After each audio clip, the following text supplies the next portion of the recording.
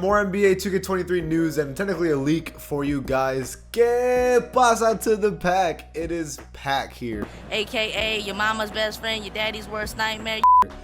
In today's video, there is a photo circulating about a guy on his Xbox that's already apparently playing NBA 2K23. Now, I call cap immediately, but I'll show you the photo and the other stuff to talk about today.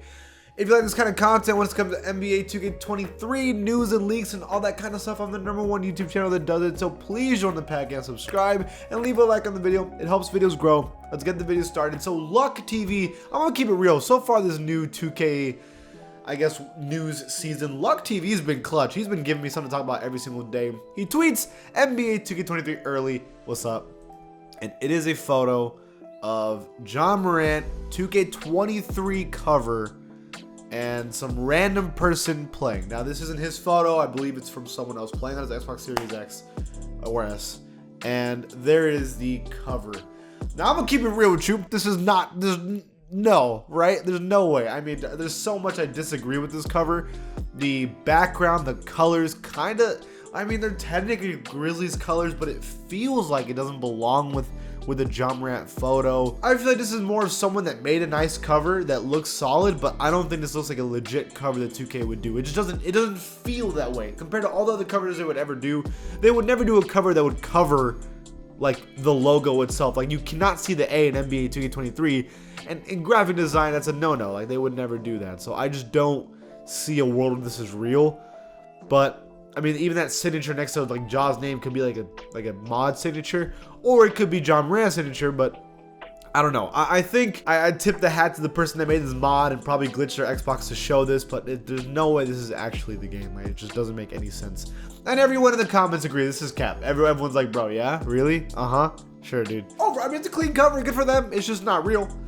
Now let's go to Badge Plug. Badge Plug also always gives me something to talk about, bro, I swear. But he says a pretty important question for me. Are you starting on next gen or current gen? So this has been a war ever since the new console came out. But you need to understand the reason why the war exists, right? Why is there current versus next gen? The only reason I feel like 2K has a current and next gen versions with completely different parks and gameplay systems is because it was so hard, because of the pandemic, it was so hard to get your hands on a PS5 or an Xbox. Because of that, like, there was a lot of people that couldn't even get one, so they were like, how am I gonna play this new game if I literally don't have the console? I believe it was only like 10% of the 2K community that was playing on next gen the first like couple months it had dropped in NBA 2K21. So that's pretty COVID.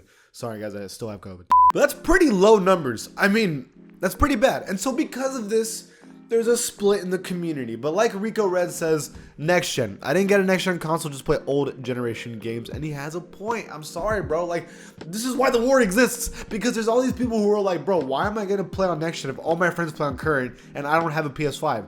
Why would I go buy one just play next gen? And then you have the next gen people who are like, bro, I bought a PS5. Why am I not going to play on this $500 console? Like, why would I not do that? My biggest problem with 2K has always been that there's a division in the community. There's two sides.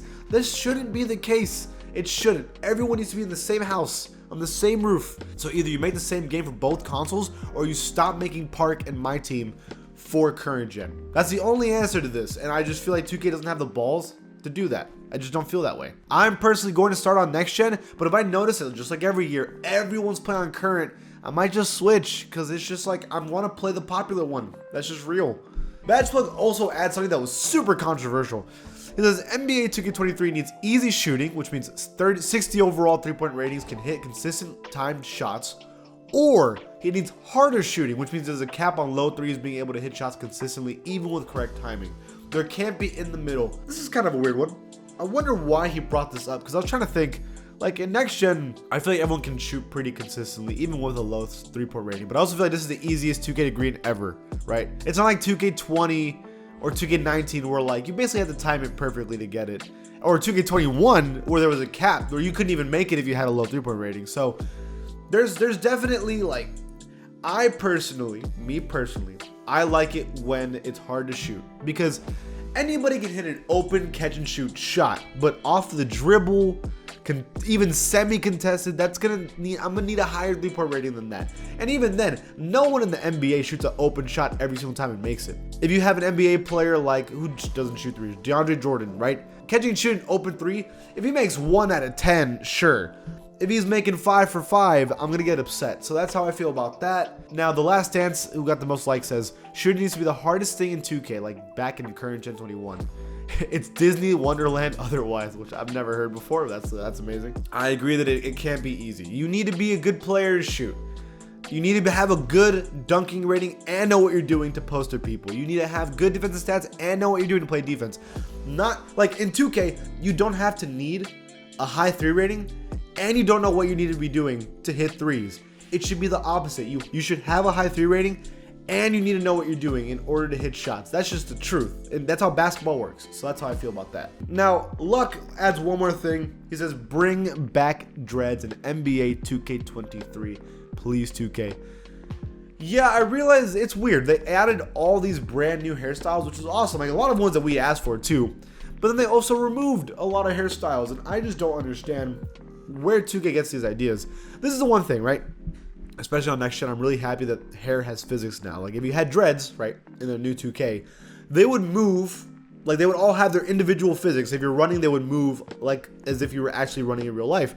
I like that. That's fire. That's you know, that feels like next generation 2K. That's super good, right? And it feels a lot more realistic. But how are you gonna have this mechanic that is so special and cool and then remove the hair that belongs to that? Does that make sense? How are you gonna remove dreads? How? When that's the whole point of the physics engine, right? So that's crazy. I don't know how they ever thought that was okay. That makes no sense. I also think that hair, like long, I guess like me when I have my hair pulled back, like that hair also needs to have physics. Like I know it's harder because it's like, it's technically one object instead of individual objects with dreads, right? But you can still make the hair find a way to have physics. If FIFA can have physics in their hair back in last generation, then 2K should have physics in their hair for current generation. That's just a fact. There's no way that should be a problem in today's gaming industry. Like, there's no way, right? Like, come on, 2K, you can do better than that. Those are the major talking points today. In terms of the cover, completely fake, bro. There's no way that's a real cover. But let me know what you think in the comments below. If you think it's going to be Ja Morant or if you think it's real. If you like this kind of content, please join the pack and subscribe. I'll see you guys next time.